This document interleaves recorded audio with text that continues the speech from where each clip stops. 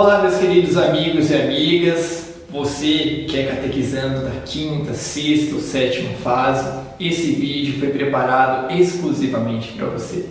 A partir de agora, começamos um novo material de catequese, feito exatamente para vocês, beleza? Então, no nosso primeiro encontro de hoje, falaremos um pouquinho sobre a Palavra de Deus. Vamos começar o nosso encontro com uma música que retrata e fala um pouquinho da palavra. Vamos lá, convido você a cantar com a gente.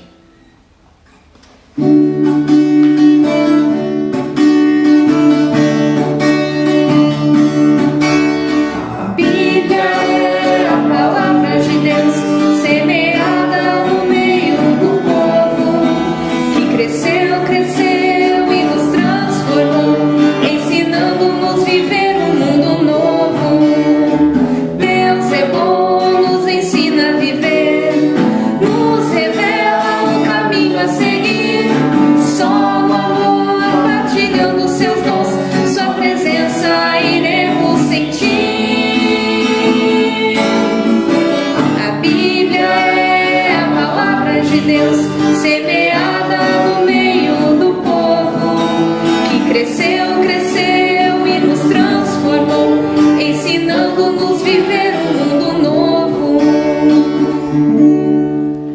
Para começarmos então o nosso encontro, convido você a ficar num lugarzinho um pouco mais de silêncio. Se você está sentado em algum lugar, sente de forma confortável, para que nós possamos então fazer nossa oração inicial, pedir para que Deus nos abençoe durante esse encontro, abençoe nossa vida, nossa família, ilumine os nossos pensamentos.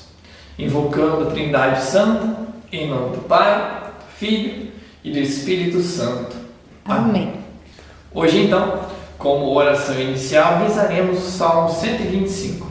E a resposta do Salmo será: O Senhor fez conosco maravilhas. O Senhor fez conosco maravilhas. Quando o Senhor mudou a sorte de Sião, parecíamos sonhar. A nossa boca se encheu de riso e nossa língua de canções. O Senhor fez conosco maravilhas. Até entre as nações se comentou: O Senhor foi grande com eles. Sim, o Senhor foi grande conosco. E por isso estamos alegres. Que o Senhor mude a nossa sorte como as torrentes do Negev. O Senhor fez conosco maravilhas. Os que semeiam com lágrimas ceifam em meio a canções. Vão andando e chorando ao levar a semente. Ao regressar, voltam cantando, trazendo seus feixes. O Senhor fez conosco maravilhas. Quando o Senhor mudou a sorte do seu povo, parecia um sonho jubiloso. Encheu-se nossa boca de grande alegria. O pessoal dizia: mas que maravilha! O Senhor fez conosco maravilhas. O Senhor fez conosco suas maravilhas. Que grande alegria! Que grande alegria! Como os riachos secos lá do meu sertão. Assim, nossa situação. O Senhor fez conosco maravilhas. Quem vai penando, vai semeando a semente. Mas chega a safra, a gente vem contente. O Senhor fez conosco maravilhas. Para o encontro de hoje, então, convido você a escutar essa bela história. Beleza? A Bíblia e a cebola. Dona Ziralda foi pela primeira vez a um grupo da igreja. Dona Ziralda, hein? Ao chegar, ficou um tanto admirada ao ver uma cebola com casca e tubo, junto com a Bíblia, as velas e as flores sobre a mesa. Que estranho, pensou Dona Ziralda. Isso aqui é estranho, parece coisa do mal. Mas tudo por Jesus. Vamos ver em que vai dar essa cebola num lugar que não lhe compete. Quando iniciou a reunião, o coordenador daquele grupo, dialogando com os participantes, lhes perguntou: o que vocês encontraram de estranho em nosso ambiente? Uma cebola com casca e tudo sobre a mesa, disse Dona Ziralda, toda indignada. Disse o coordenador: isso mesmo, uma cebola. Descascar a cebola arde os olhos. Isso é muito ruim. É igual ler certos textos da Bíblia. Um jovem interessado no assunto sai água dos olhos. E o coordenador entra na conversa e prepara os ouvintes. Antes de ver a palavra de Deus, é bom pensar um pouco sobre a própria palavra e qual o significado dela para nós. Eu convido alguém corajoso para descascar a cebola. O jovem se prontificou. O coordenador disse: eu e você devemos ficar bem perto um do outro. Eu leio uma frase, você tira uma casca da cebola. Moisés: eu te envio para libertar o povo. E o jovem tirou a primeira casca da cebola. Vai, vende tudo o que tens e dá aos pobres. Tirou a segunda casca. Amem seus inimigos. Tirou a terceira camada. Oferece a outra face a quem te bateu. Tirou a quarta camada. No final, os dois estavam com os olhos ardendo e cheios de lágrimas. Bom, o texto de hoje nos ensina que a cebola descascada e cortada faz arder os olhos, né? Mas ao ser usada como tempero, por exemplo, para comida, não deixa a comida muito saborosa, dá um sabor especial. A Bíblia também precisa ser aberta, folheada, lida, entendida. Ela tem algumas palavras duras que nos fazem sofrer e chorar, mas torna a nossa vida mais saborosa e saudável, à medida que vamos fazendo experiências de Deus a partir da sua palavra. É por isso que agora vamos ouvi-la. Beleza? Então prepare o seu coração, prepare agora o ambiente que você vai ouvir a palavra de Deus. Devemos ouvir as palavras do Santo Evangelho, as palavras de Deus, não como um livro qualquer, mas como se fosse o próprio Deus, né? E é o próprio Deus falando conosco. Palavras que são escritas, não simplesmente como alguns filmes que a gente assiste, não é verdade? A gente fica um pouquinho emocionado, não. Essas palavras, além de nos emocionar, além de tocar o nosso coração, elas nos transformam e nos ajudam também a transformar o mundo em que vivemos. Vamos escutar a palavra de Deus? A nossa leitura de hoje ela não está no Evangelho, ela está numa das cartas escritas por São Paulo, tá? Ela está na segunda carta de São Paulo a Timóteo, no capítulo 3, dos versículos 14 até o 17. Vamos lá? Leitura da carta de São Paulo a Timóteo. Quanto a você, fique firme naquilo que aprendeu e aceitou como certo. Você sabe de quem o aprendeu. Desde a infância você conhece as sagradas letras, que podem dar-lhe a sabedoria que leva à salvação pela fé em Jesus Cristo. Toda a Escritura é inspirada por Deus e útil para ensinar, refutar, corrigir, educar na justiça, a fim de que o homem de Deus seja perfeito, preparado para toda boa obra. Palavra do Senhor. Graças a Deus. O que mais então tocou o seu coração nessa leitura de hoje? Que leitura bonita, não é verdade? Principalmente quando fala aqui, ó, no versículo 15. Desde a infância, você conhece as sagradas letras, que podem dar a sabedoria que leva à salvação pela fé em Cristo Jesus. Olha que bonito. São Jerônimo dizia que desconhecer as Escrituras é desconhecer o próprio Cristo. A gente vê a importância de ler a palavra, como eu disse no começo, não ler a palavra de Deus como qualquer livro, né? Como um livro qualquer, não. Mas lermos a palavra de Deus meditando, pedindo as luzes do Espírito Santo ao nosso coração, para que nós possamos, então, para que a palavra de Deus possa penetrar em nossa alma, na nossa vida, no nosso coração. Não é verdade? Bom, vamos agora, então, a algumas perguntas que nos ajudam a compreender um pouco melhor o texto de hoje. Uma primeira pergunta. Sagrada Escritura e Bíblia são a mesma coisa? É isso aí. Para você que respondeu sim, são a mesma coisa. Esse livro que você usa na catequese é a Sagrada Escritura e a Bíblia ao mesmo tempo. Escritura sagrada porque é inspirada por Deus. E Bíblia vem de uma palavra grega que chama biblos, de biblioteca. É uma biblioteca com diferentes livros no tamanho, na autoria e no seu estilo. A nossa Bíblia católica ela tem 73 livros, você sabia? Seus autores são inspirados por Deus. Veja só. Estes 73 livros estão divididos em dois grandes blocos. O primeiro, o Antigo Testamento, que é o bloco maior da Bíblia. São os livros que vêm antes dos 4 evangelhos, né?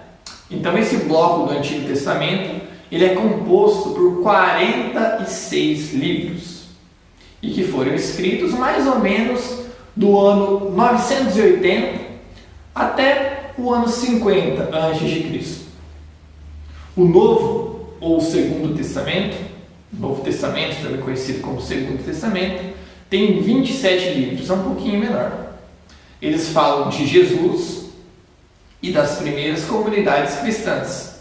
O Novo Testamento foi escrito mais ou menos ali 20 anos até os 115 depois de Cristo.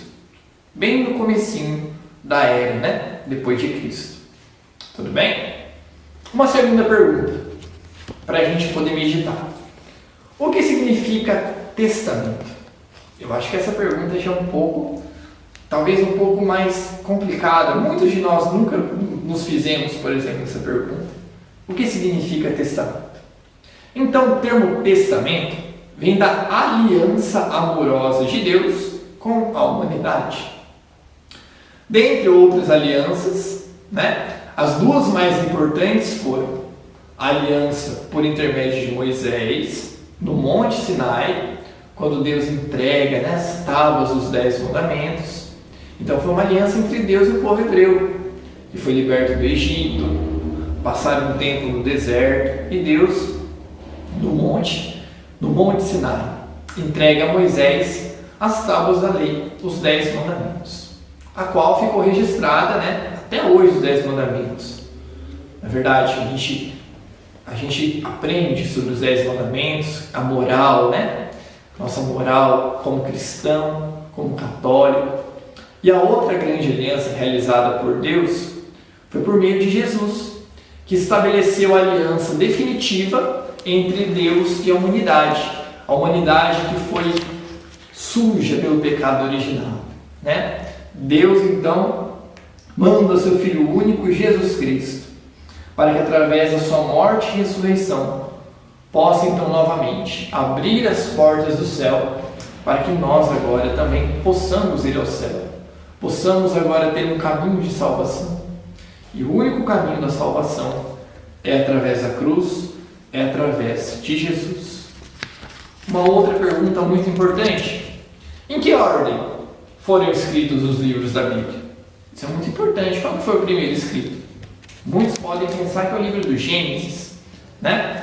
Mas a ordem em que os livros se encontram na Bíblia, essa ordem que a gente conhece, do Gênesis, do Êxodo, né? E assim todos os outros livros, essa não é a ordem como eles foram escritos. Isso é muito importante. Estão todos misturados, né? O primeiro livro a ser escrito foi o livro do Êxodo, como a gente comentava agora há pouco. Foi a época que o povo de Deus, o povo hebreu, saiu do Egito, né, onde eles eram oprimidos, eram escravos no Egito. Então eles saem do Egito. E nessa época do Êxodo quer dizer fuga, né, saída daquele lugar. Então nessa época do Êxodo, em que eles saíram do Egito, foi escrito este livro. Olha só que interessante, na verdade. Então o primeiro livro a ser escrito é o Êxodo, e não o Gênesis, como a gente tem aqui na Bíblia. No primeiro, no caso aqui, está o Gênesis, né? Mas o primeiro a ser escrito é o livro do Êxodo, tá bom? Porque a história do Êxodo foi uma experiência muito fundamental na libertação do povo de Deus. E o último livro do Antigo Testamento a ser escrito é um livro também muito bonito, como todos os livros da Bíblia. Mas o último a ser escrito no Antigo Testamento foi o livro da sabedoria. Beleza? Muito legal, né? Agora também, como surgiu a Bíblia? Essa é uma pergunta muito curiosa. Se você já se fez dela, já foi atrás, parabéns. Uma pergunta de singular importância. A Bíblia surgiu aos poucos, da vida do povo de Deus, que estava se organizando, procurando caminhar, crescendo e se multiplicando. Ela é fruto dos acontecimentos da vida, contados de pai para filho ao longo da história. Que dizemos que é a tradição oral, né? Que o pai contava para o filho as histórias, né, dos antepassados, do que aconteceu. Então essa tradição oral foi aos poucos dando origem à Bíblia. As pessoas começaram a escrever, né, a sagrada tradição que dizemos. O Salmo 78 também registra alguns dados sobre isso. A Bíblia é fruto da inspiração divina e do esforço humano. Quanto mais o povo caminhava na experiência de Deus, mais precisava de força para não desanimar. E para isso, homens e mulheres foram crescendo. A Bíblia foram crescendo e escrevendo a Bíblia, não é verdade? Lembrando as coisas que tinham acontecido com eles. Nos primeiros, por exemplo, os evangelhos eram escritos primeiro em aqueles papiros, né? Os papiros não duravam muito tempo. Os livros do Antigo Testamento, muitos eram escritos em pele de carneiro, né? E esse material, ao longo do tempo, ele vai se desfazendo, vai esfarelando, né? Não é como o papel, por exemplo, que a gente tem hoje.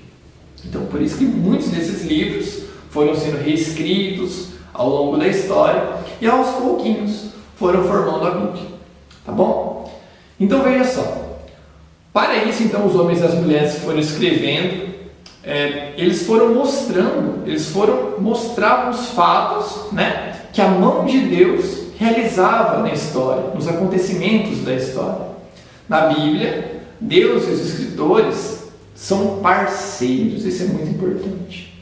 Deus é o autor principal, porque é Ele que inspira os autores. Então, quem escreveu os livros da Bíblia, a gente diz que foi o autor sagrado, foi aquela pessoa inspirada por Deus, inspirada pelo Espírito Santo, a escrever as Sagradas Escrituras, esses livros tão belos e tão importantes, né?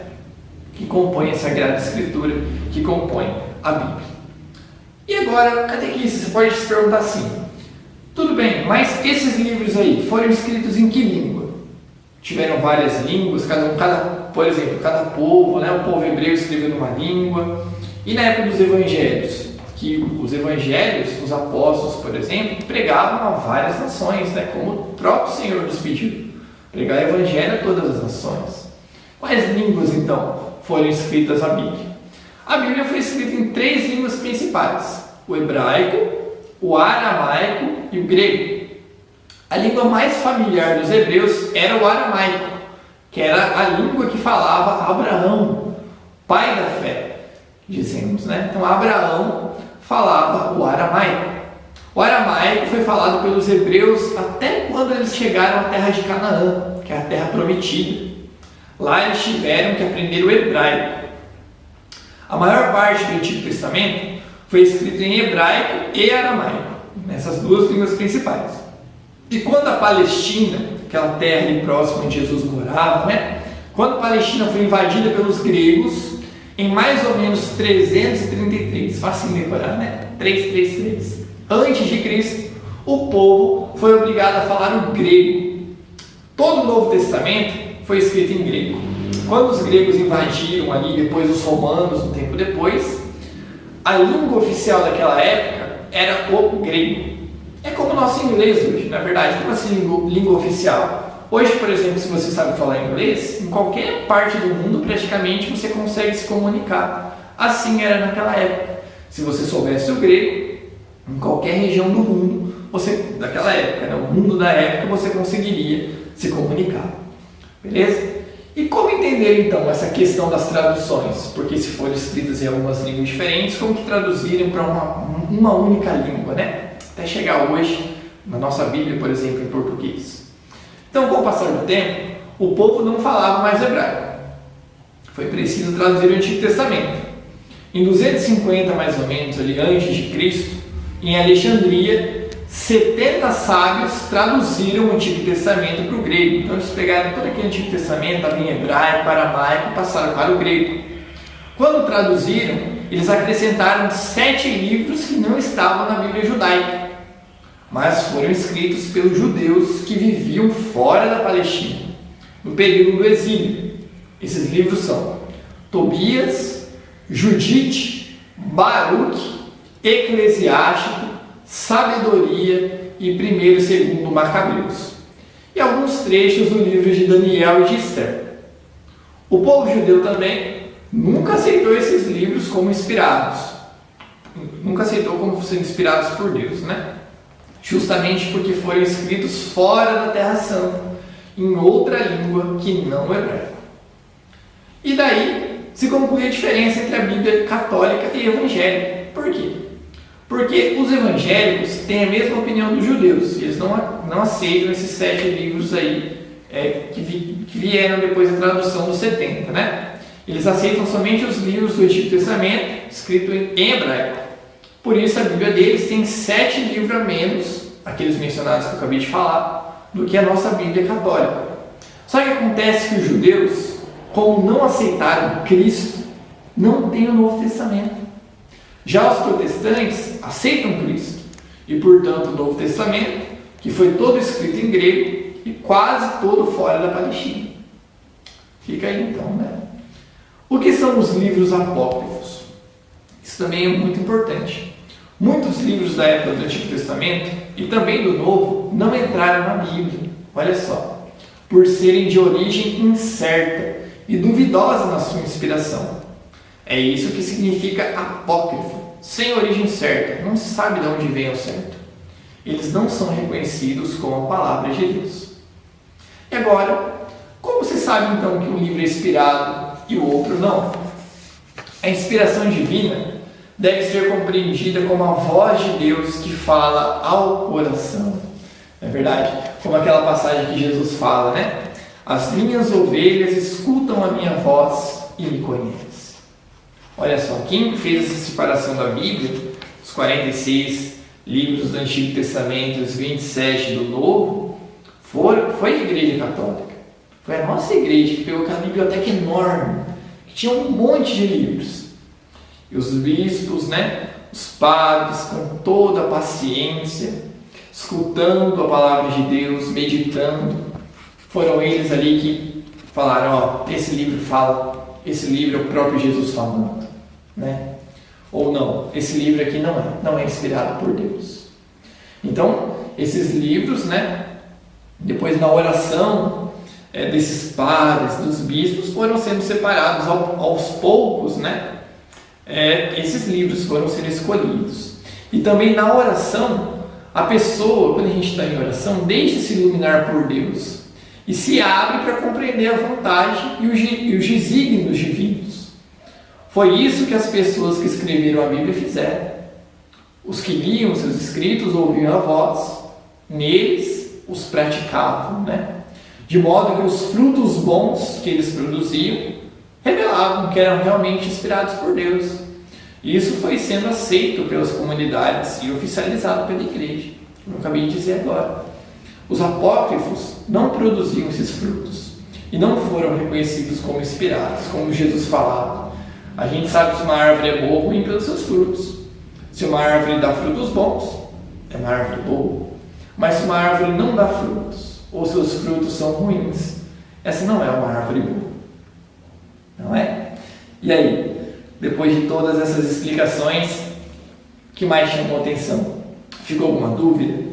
Caso tenha ficado alguma dúvida, você pode perguntar para o seu catequista, você pode colocar aqui nos comentários do vídeo, beleza? Que a gente com certeza vai estar respondendo. O que você aprendeu de novo? Se você quiser compartilhar com a gente, fica à vontade. Tá bom? Agora, um gesto de compromisso para essa semana. Pesquise um pouco mais sobre a Bíblia em casa. Como eu disse no começo, desconhecer as palavras de Deus, as Sagradas Escrituras, é desconhecer o próprio Cristo, como falava São Jerônimo. Pesquise sobre a Bíblia, tenha amor à Sagrada Escritura, leia as palavras de Deus com meditação, pedindo o auxílio do Espírito Santo. Com certeza, sua vida será transformada, será mudada pela palavra de Deus. Se familiarize cada vez mais com os livros da Bíblia, com os ensinamentos contidos na Sagrada Escritura. Aqui temos muitos e muitos anos de conhecimento, temos várias passagens maravilhosas, quando lemos, por exemplo, os Evangelhos, é o próprio Jesus falando conosco, como ele falou naquela época, aos seus discípulos, ao povo daquela época. Abra o seu coração, Leia a palavra de Deus. Com certeza, Jesus, cada dia mais, realizará uma maravilha, um milagre nas nossas vidas. E agora, então, como oração final, convido você a fechar os seus olhos um momento, colocar as suas intenções para a nossa oração, de forma especial pedir pelo fim dessa pandemia, pedir para que Deus habite sempre em nossos lares, em nosso coração, ilumine as nossas famílias, a cada um de nós. Então, abri, Senhor, meu coração, a vossa palavra. Que ela seja para mim caminho, verdade e vida. Que a sua luz possa dar sentido e rumo para a minha vida. Que nela eu encontre coragem, esperança e, principalmente, aprenda a amar. Aumentar minha fé, para que viva mais intensamente a vida, que consiste em vos conhecer e a vosso Filho que nos enviaste. Amém. Também pedindo a Nossa Senhora, nossa Mãe querida, que sempre nos abençoe e cuide do nosso coração. Rezemos uma Ave Maria. Ave Maria, cheia de graça, o Senhor é convosco. Bendita sois vós entre as mulheres, e bendito é o fruto do vosso ventre, Jesus. Santa Maria, Mãe de Deus, rogai por nós, pecadores, agora e na hora de nossa morte. Amém. Estamos reunidos e permaneceremos sempre unidos em nome do Pai, Filho e Espírito Santo. Amém. Foi uma alegria muito grande estar com cada um de vocês no dia de hoje. Se Deus quiser, semana que vem temos mais um encontro. E não